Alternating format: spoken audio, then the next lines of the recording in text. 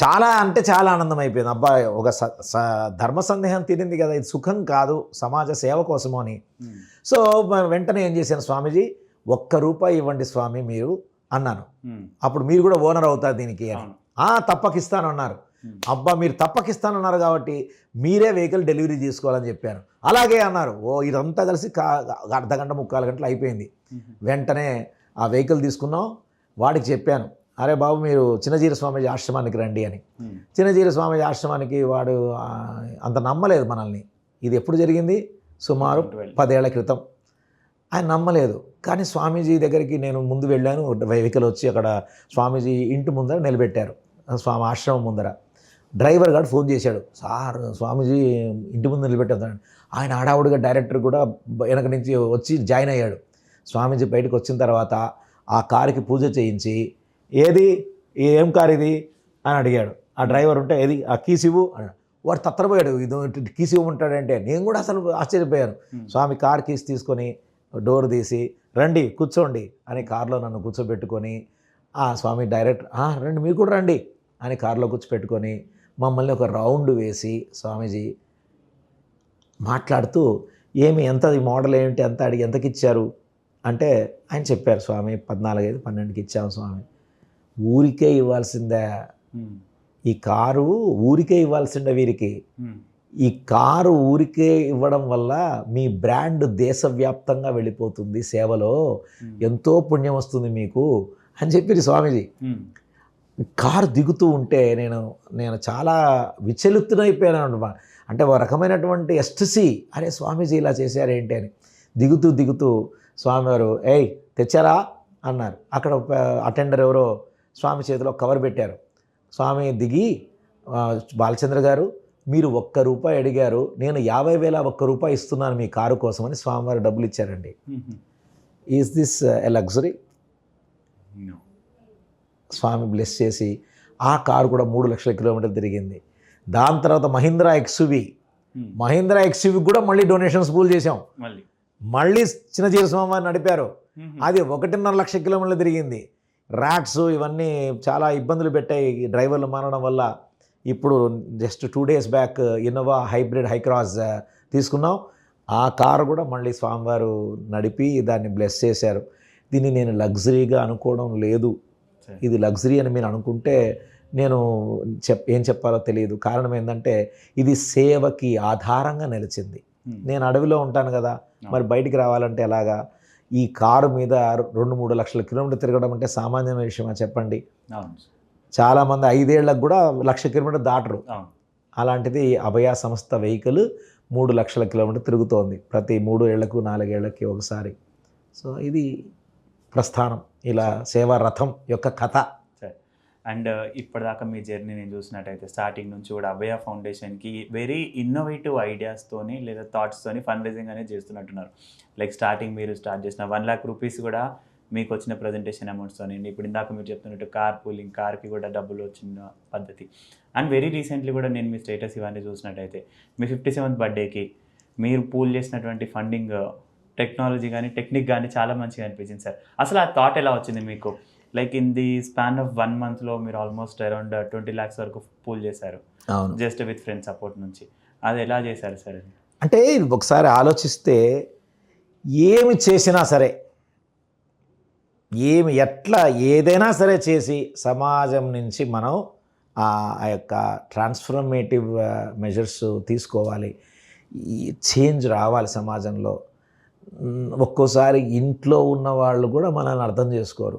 అంటే తల్లి తండ్రి, మా నాన్న తిట్టేవాడు, ఏ చెత్త నా కొడుక ఏం చేస్తున్నావు నువ్వు అంత వెధవా అని తిట్టేవాడు. మా అమ్మ ఏడ్చేది, మా అన్నయ్య సపోర్ట్ చేసేవారు, మా అక్కయ్య బావ కూడా కాస్త డిఫరెంట్గానే ఆలోచించేవాడు. అంటే ఎవరికి వాళ్ళు, అందరూ అన్ని చోట్ల ఉండరు, అందరూ అన్ని చోట్ల నిలబడరు. కాబట్టి నేను సమాజంలో ప్రతి క్షణము ఏం చేసినా 10 మందిని మనం దీంట్లో ఎట్లా ఇన్వాల్వ్ చేయొచ్చు. అలా నాకు వచ్చిన థాట్ ఏంటంటే నా బర్త్డేని సెంటిమెంట్గా తీసుకోవడం. అంటే పుట్టు పండుగ అంటే చాలామంది 50 ఇప్పుడు ఎన్ని బర్త్డే అయితే అన్ని కిలోల కేక్ కట్ చేయడం, అన్ని క్యాండిల్స్ వెలిగించడం చేస్తూ ఉంటారు. అది ఎవరికి కూడా చేసుకునేది. కానీ నేను నా బర్త్డే చేసుకోవట్లే. నా బర్త్డే సందర్భంగా ఏదైనా మంచి పని చేస్తే ఆ మంచి పనికైనా సెంట్ మరే పాపం రా పాపం వాడు బర్త్డే రోజు అడుగుతున్నాడు రా ఈరోజు నో అనకూడదురా అంటారు కదా అనే ఆలోచనతో లాస్ట్ 6 ఏళ్ల నుంచి ప్రతి బర్త్డే సందర్భంగా నేను ఫండ్ రైజింగ్ క్యాంపెయిన్ చేస్తున్నాను. Latest 54th birthday I remember. ఆసారి మార్చి 8వ తేదీ ఇంటర్నేషనల్ ఉమెన్స్ డే సందర్భంగా ఏప్రిల్ 8 డేట్ పెట్టి, ఏప్రిల్ 6 నా బర్త్డే, 8వ తేదీ డేట్ పెట్టి 1 మంత్ విండో ఓపెన్ చేసి, అయ్యా నాకు బర్త్డే 54వ బర్త్డే వస్తుంది, 54 రూపాయలు ఇవ్వండి కనీసం, or in multiples of 54 rupees అని పెట్టారనమాట వాట్సాప్లో. నాకు 15,000 కాంటాక్ట్స్ ఉంటాయి వాట్సాప్లో ప్రపంచవ్యాప్తంగా. వాట్సాప్లో పెట్టాను. Thanks to WhatsApp again, it's a great innovation. ఇప్పుడు వాళ్ళు లిమిట్ చేసేసారు, బ్రాడ్కాస్ట్లు పెట్టి చేసేవాడిని అనమాట. అది పర్సనల్గా వెళ్ళేది. అస్సలు 24 అవర్స్లో 2 lakhs వచ్చేసింది 54th బర్త్డే అప్పుడు. అలా 8.5 lakhs వచ్చింది. దాంతో we conceptualized Abhaya Bhavita, very innovative idea of standing besides the girl child of this country. Beti Bachao Beti Padhao, ఇది కేవలం నినాదం కాదు. మనం భవిష్యత్తు క్రియేట్ చేయాలంటే పిల్లల గురించి మనం వర్క్ చేయాలి, పిల్లల కోసం ఆలోచించాలి, పిల్లలకు విషయాలు చెప్పాలి అన్న ఆలోచనతో గర్ల్ సేఫ్టీ మెజర్స్ తీసుకున్నాం అనమాట. సుమారు 8.5 లక్షలు వస్తే 10,000 క్యాలెండర్స్, 10,000 పోస్టర్స్, గోడపత్రికలు, 1 లక్ష 2 లక్షల క్యాలెండర్స్ ప్రింట్ చేయించి, ఆ పోస్టర్ కూడా చాలా ఇన్నోవేటివ్గా ఆలోచించి 10 టిప్స్, జీవితం మనదే, జీవనము మనదే, సురక్షితంగా జీవించాలంటే 10 సూత్రాలను పాటిద్దాం, సురక్షితంగా జీవిద్దామని, అప్రమత్తంగా ఉండాలి, తర్వాత భద్రతా సామాగ్రి మనతో పాటు ఉంచుకోవాలి, సహాయం కోరాలి, గట్టిగా అరవాలి, అనుచిత స్పర్శ అలౌ చేయొద్దు, నిర్భయంగా ఉండాలి, అనంత శక్తి నువ్వే, బాధను పంచుకో, ప్రతిఘటించు, కాల్ 1001098 అని అద్భుతంగా ఒక పోస్టర్ క్రియేట్ చేసి, ఆ పోస్టర్స్ని అంతా తీసుకుని వీధిన తిరిగా నేను సంవత్సరం. నేను ఒక్కటే సుమారు 60,000 మందితో మాట్లాడాను 2054 అంటే 4 years బ్యాక్. ఇది లేటెస్ట్ జరిగిన విశేషం ఏంటంటే, అది కాస్త లాస్ట్ 3 ఏళ్లలో ఇప్పుడు నేను ఒక్కటే చేస్తే ఎంతమందికి చేస్తాను అని చెప్పేసి ఆ ఆస్పైరింగ్ లేడీస్, గర్ల్స్, వాలంటీర్స్ని ఐడెంటిఫై చేసి వాళ్ళకి శిక్షణ ఇచ్చి, వాళ్ళకి TA ఇచ్చి, మీరు కూడా వెళ్ళండి స్కూల్స్కి వెళ్ళి ఇట్లాంటి పని చేయండి అంటే చాలా ఉత్సాహంగా. మీరు అసలు అన్ఇమాజినబుల్ ఇనిషియేటివ్ అయిందన్నమాట. ఇప్పుడు 100 మందికి ఇస్తే 2024 నుంచి 2025 దాకా 3.5 లక్షల మందితో మాట్లాడారు. ఒక రాష్ట్రం కాదు, మొత్తం సౌత్ ఇండియాలో ఉన్నటువంటి 6 రాష్ట్రాలకు వెళ్ళిపోవడం మొదలుపెట్టారు. ఈ పోస్టర్ కాస్త తెలుగు, ఇంగ్లీష్, తర్వాత తమిళ్, కన్నడ, ఆ తర్వాత మలయాళం, అన్ని భాషల్లో అనువాదం చేసాం. క్యాలెండర్స్ 5 లక్షలు ప్రింట్ చేసాం.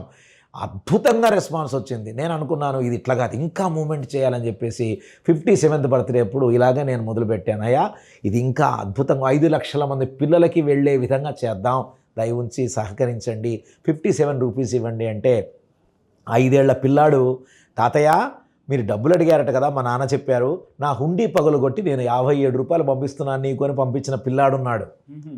స్వామీజీ మీరు మాకు ఇంత డబ్బులు ఇచ్చి మరీ మాతో చేయిస్తున్నారు, మా 1 month శాలరీ 570 రూపాయలు తీసుకోండి అని 1 monthలో డబ్బులు ఇచ్చిన స్టాఫ్ ఉన్నారు, సిబ్బంది ఉన్నారు. అయా నీ విలువ సంవత్సరానికి 1 రూపాయి అయిందా, చీచి అని చెప్పి 1000 రూపాయలు అయా నీ విలువ అని 57,000 ఇచ్చిన వాళ్ళు ఉన్నారు. అయ్యా నువ్వు అద్భుతమైన పని చేస్తున్నావు, సమాజ సేవా కార్యక్రమం చేస్తున్నామని ఆ కంపెనీ వాళ్ళు ముందుకు వచ్చి, ఎవరు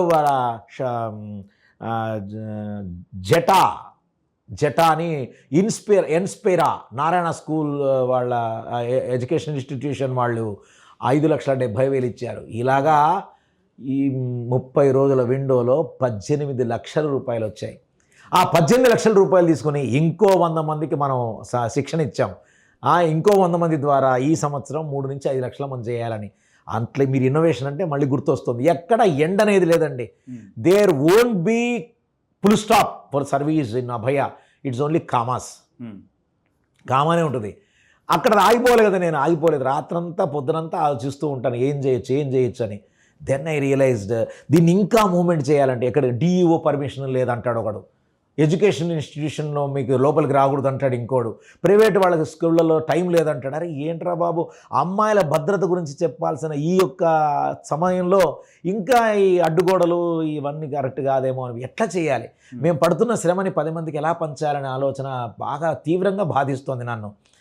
అప్పుడు అనుకున్నా నేను ఈ సంవత్సరం సెప్టెంబర్ నుంచి పెడల్ ఫర్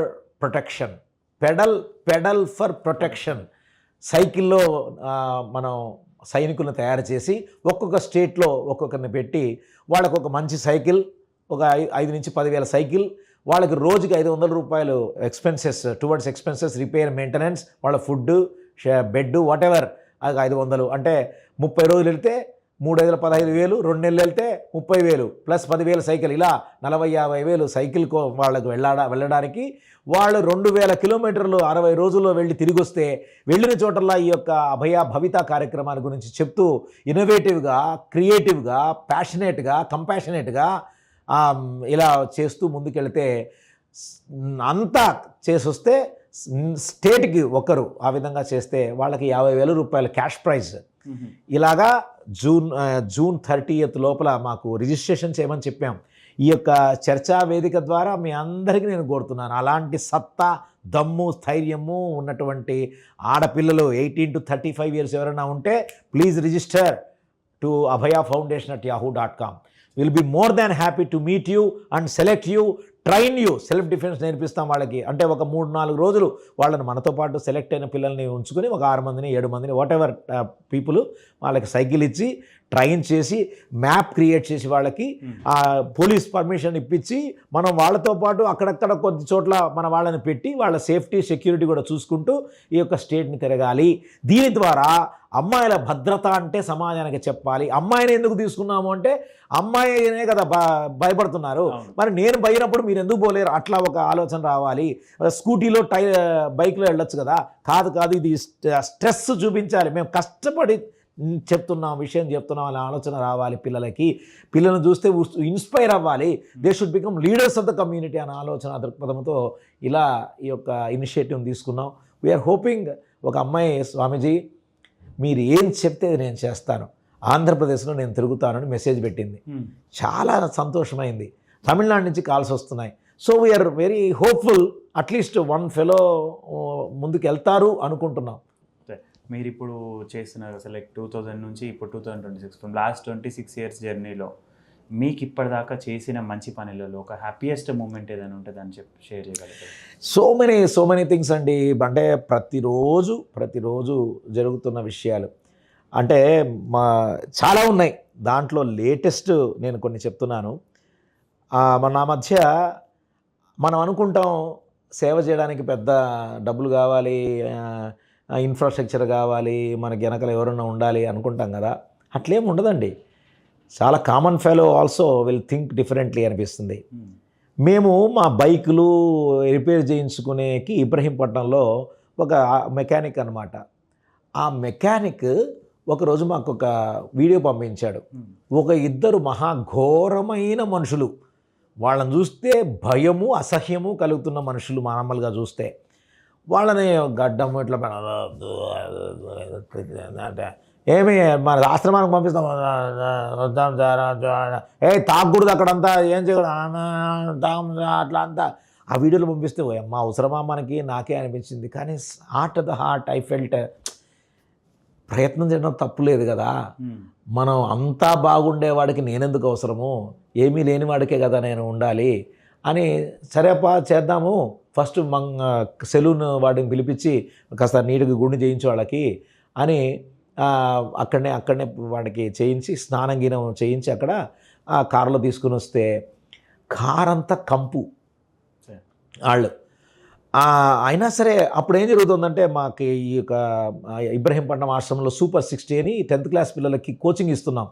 పాలిటెక్నిక్ తర్వాత TSR చేసి ఇట్లాంటి దానిలకి సుమారు 60-70 మంది పిల్లలు, ఒక 10 మంది టీచర్సు, దాంట్లో గవర్నమెంట్ టీచర్స్ అంతా వంతులు వేసుకొని టీచింగ్ చేస్తున్నారు.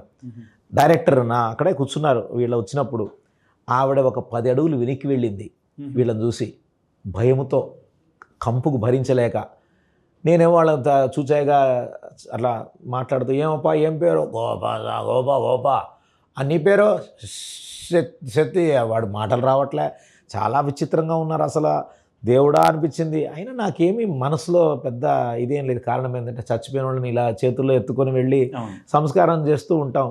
ఐ డోంట్ ఫీల్ అసహ్యము అనేది నాకేమీ లేదు. ముడ్డి కూడా గడుగుతాను కావాలంటే. ఒక ఆవిడ చావు బతుకుల్లో ఉండి మంచం మీద పడిపోయింది, పుండు వచ్చేసింది. ఆవిడ్ని ఇట్లా లేపడానికి కూడా ఎవడు ముందుకు రాలేదు. ఆవిడ ఇట్లా లేపితే వెనకాల చర్మము బెడ్కి అంటుకొని పోయింది. అంత ఇదైపోయింది అనమాట. ఐ ఫీల్ భోజనం చేస్తుంటే ఎవరో కక్కారు ఆశ్రమంలో.